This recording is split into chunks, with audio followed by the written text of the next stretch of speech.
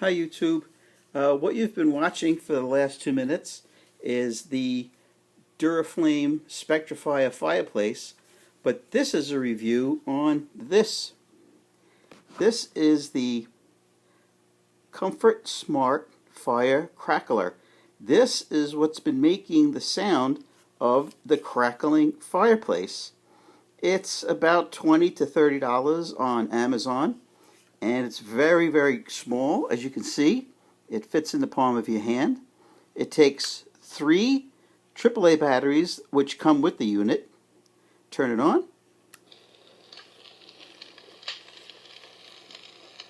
Speaker is in the front, and it has 3 levels. Press this big button. It gets louder, medium, and low.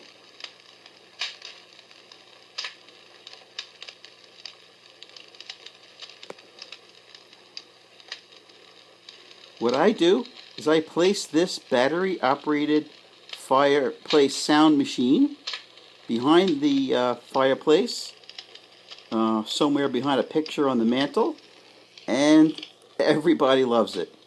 If you put it on low, you can watch TV and still hear the crackling of your fireplace, even though it's an electric fireplace.